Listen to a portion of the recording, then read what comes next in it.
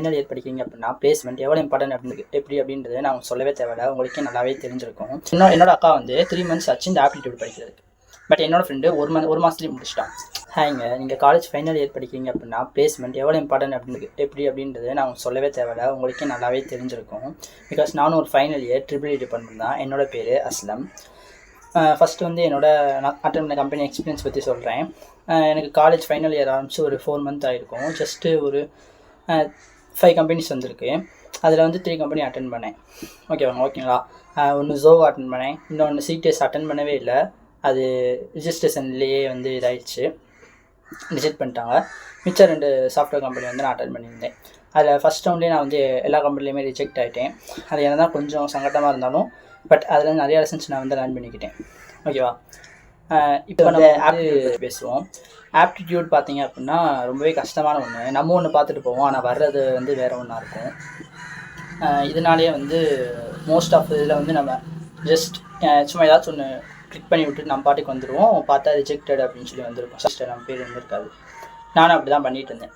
என்னோடய ஃபஸ்ட் இன்டர்வியூவில் வந்து டோட்டலாக 50 மார்க் வச்சுருந்தாங்க மொத்தமாக. அதாச்சும் குவான்டிட்டி ஆப்டிடியூட், ரீசனிங், டெக்னிக்கல், அப்புறம் வெர்பல், இந்த 4மே சேர்த்து 50 மார்க் வச்சுருந்தாங்க. அதில் எவ்வளோ எடுத்தேன் அப்படின்னு பார்த்தீங்கன்னா 27 மார்க் எடுத்தேன் 50. பட் ஆனால் அவங்க வந்து 35க்கு கீழே இருந்த எல்லாத்தையுமே வந்து ரிஜெக்ட் பண்ணிவிட்டு 35க்கு மேலே மட்டும் பாஸ் பண்ணிட்டு போயிட்டாங்க. என்னோடய ஃப்ரெண்டு வந்து 39 எடுத்தான். ஐடியில் படிச்சுட்டு இருக்கான். 39 எடுத்து அவன் பாஸ் ஆகி போனான். அப்படியே போய் அதான் ஃபஸ்ட்டு கம்பெனி எங்களுக்கு வந்தது. அதில் வந்து அவன் செலக்ட் ஆகிட்டான். அவன்கிட்ட நான் கேட்டேன், ஃபோன் அடிச்சு. இப்போ ரீசெண்டாக தான் கேட்டேன். அது வந்து ஒரு 2 மாதம் இருக்கும். இப்போ ரீசெண்டாக கேட்டேன், என்னடா பண்ணிட்டுருக்க, எப்படி செலக்ட் ஆன, ஆப்டிடியூடு கோடிங்கெல்லாம் எப்படி பார்த்த அப்படின்னு கேட்டதுக்கு அவன் சொன்னது என்னென்னா, நான் வந்து ஜஸ்ட் 1 month மட்டும் தான் பார்த்தேன். அதுவும் ChatGPTயில் எடுத்து தான் நான் வந்து போட்டு பார்த்தேன். ரொம்ப ஈஸியாக இருந்துச்சு. டே பை டேவாக ஸ்டெப் பை ஸ்டெப்பாக இருந்துச்சு. அதை நான் ப்ராசஸ் பண்ணிட்டே வந்தேன். ஈஸியாக அட்டன் பண்ணி முடிச்சிட்டேன்டா அப்படின்னு சொல்லியிருந்தேன். ஏன்னா அதுவே வந்து நமக்கு ப்ராக்டிக்ஸ் பண்ணுறதுக்கு இந்தியா பிக்ஸ் அந்த மாதிரி வெப்சைட்டு, அப்புறம் கிக்ஸ் ஃபார் கிக்ஸு அந்த மாதிரி நிறையா வெப்சைட்ஸ் இருக்குது. அதில் தான் அவன் ரெகுலராக ப்ராக்டிஸ் பண்ணுவானா. கோடிங் என்னடா பண்ணேன் அப்படின்னு கேட்டதுக்கு நான் வந்து கோச்சஃபில் தான் மோஸ்ட் ஆஃப் த டைம் நான் ஸ்பெண்ட் பண்ணுவேன் அப்படின்னு சொல்லி அவன் சொன்னேன். ஒருவேளை தெரியாத பட்சத்தில் யூடியூப்பில் அந்த இது இருக்கும், அதை பார்த்து நான் படித்து அந்த பேட்டர்னை விட புரிஞ்சுக்குவேன். அதுக்கப்புறம் வந்து நானே பண்ணிக்குவேன் அப்படின்னு சொல்லி அவன் சொல்லியிருந்தான். இப்போ நம்ம என்ன பண்ணலாம் அப்படின்றத நான் உங்களுக்கு சொல்கிறேன். இப்போ என்னோட அக்கா வந்து 3 months ஆச்சு இந்த ஆப்டிடியூட் படிக்கிறதுக்கு. பட் என்னோடய ஃப்ரெண்டு ஒரு மாதத்துலேயே முடிச்சிட்டான்.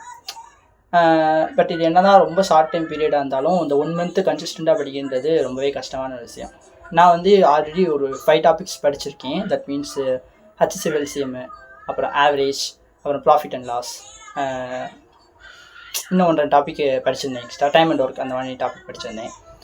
அது படித்து முடிச்சுட்டு வந்து ஒரு 1 month பிளேஸ்மெண்ட் வந்துச்சு. அதுக்கு கோடிங் ரிலேட்டாக ப்ரிப்பேர் பண்ண ஆரம்பிச்சிட்டேன். இதை நான் விட்டுட்டேன். இப்போ அந்த நோட் எடுத்து பார்க்கும்போது எனக்கு எதுவுமே ஞாபகம் இல்லை, எல்லாமே மறந்துடுச்சு. ஓகேவா. இப்போ திரும்ப நான் ஸ்க்ராட்ச்லேருந்து ஆரம்பிக்கிறோம். இப்போ ரீசெண்டாக தான் ஒரு 1 week இருக்கும் அவன்கிட்ட அந்த அனுப்புடுன்னு சொல்லி அந்த PDF வந்து வாங்கினேன். அந்த கோடிங்க்கு ஆப்டிடியூடுக்கு வாங்கினேன். உங்களுக்கு அது தேவைப்பட்டுச்சு அப்படின்னா கமெண்ட் பண்ணுங்கள், நான் உங்களுக்கு அதை சென்ட் பண்ணுறேன். ஐ டேம் ஷூர் அந்த PDF ரொம்பவே யூஸ்ஃபுல்லாக இருக்கும் அப்படி தான் அவன் சொன்னான். ஏன்னா அவன் அதில் தான் பேஸ் ஆகிருக்கான். ஓகேவா. அதை நம்ம எடுத்து படிக்கலாம், சேர்ந்து படிக்கலாம் ஒன்றா. ஓகே, ஆப்டிடியூட் அவ்வளோதான். நெக்ஸ்ட்டு பார்த்தீங்க அப்படின்னா வந்து கோடிங் பற்றி பார்ப்போம். கோடிங்லேயுமே வந்து நம்ம டிஎஸ்சி படிக்கணுமா அப்படின்னு கேட்டிங்கன்னா, இப்போ நீங்கள் ஒரு 7 LPAக்கு மேலே ஓகேவா 7 LPAக்கு மேலே இப்போ நீங்கள் ஏம் பண்ணுறீங்க அப்படின்னா கோடிங் டிஎஸ்சி வந்து மஸ்ட்டாக படித்தே ஆகணும். அதாவது tree, graph, hash set, hash map, linked list, இந்த மாதிரி எல்லாத்தையுமே வந்து நீங்கள் படித்தாகணும். அதே இது இல்லை ப்ரோ, எனக்கு ஜென்ரலாக ஒரு 3 LPA இல்லை 5 LPAக்குள்ளே எனக்கு வந்தால் போதும் அப்படின்னு நினச்சிங்கன்னா டிஎஸ்சியை பார்க்கவே தேவையில்லை. இப்போ இருக்கவங்க என்ன பண்ணுறாங்க அப்படின்னா, போகிறது என்னமோ 3 LPA கம்பெனி தான், ஆனால் அவங்க டிஎஸ்சி கேட்குறாங்க. அப்படின்னும் போது நம்ம கொஞ்சம் பார்த்து தான் இருக்கணும். இப்போ ரீசெண்டாக நான் ஜோவோ அட்டன் பண்ணியிருந்தேன். அதில் என்ன போட்டிருந்தாங்க அப்படின்னா வித் டிஎஸ்சியோட தான் நாங்கள் கேட்போம் அப்படின்னு சொல்லி போட்டிருந்தாங்க. ஓகேவா. ஃபஸ்ட் ரவுண்ட் எங்களுக்கு கிடையாது, டேரெக்டாக செகண்ட் ரவுண்ட் போயிட்டோம் டிஎஸ்சியில் ஜோவோவில். அங்கே போய் அட்டன் பண்ணும்போது ரொம்பவே நர்வஸாக இருந்துச்சு. டோட்டலாக 4 கொஸ்டின் கேட்டிருந்தாங்க. அதில் 3 கொஸ்டின் எனக்கு தெரிஞ்ச கொஸ்டின் இருந்துச்சு. டெஃபினட்டாக நான் செலக்ட் ஆகிருக்கணும். பட் ஆனால் 3 கொஸ்டின்லையுமே எனக்கு டெஸ்ட் கேஸ் பாஸ் ஆகாங்க. அங்கேருந்து நான் வெளியே வந்துட்டு ரிஜெக்ட் ஆகிட்டேன். அதுக்கு முந்தின கம்பெனியெல்லாம் நான் போகும்போது ஒரு கொஸ்டின் கூட என்னால் சால்வ் பண்ண முடியல. பட் அதுக்கப்புறம் என்ன பண்ணேன் அப்படின்னா, நம்ம வந்து பேட்டர்ன் மட்டும் பார்ப்போம் அப்படின்னு சொல்லிட்டு ஜஸ்ட் 2 தான் ஃபோக்கஸ் பண்ணேன். 3 இதில் தான் ஃபோக்கஸ் பண்ணேன். அரே, ஃபார் லூப், ஸ்ட்ரிங்கு, இது 3 மட்டுமே நீங்கள் பாருங்கள். இதுக்கும் என்கிட்ட தனியாக ஒரு PDF இருக்குது. இது நான் வேறு யூடியூப் சேனல் தான் பார்த்தேன். அதுலேருந்து தான் அந்த பிடிஎஃப் எடுத்தேன். ரொம்ப யூஸ்ஃபுல்லாக இருந்துச்சு. ரெகுலராக ஒரு மொத்தமாக அதில் ஐ திங்க் ஒரு டிஎஸ்சியோட கவர் பண்ணியிருந்தாங்க. பட் நான் டிஎஸ் எல்லாம் ஒமிட் பண்ணிட்டேன்.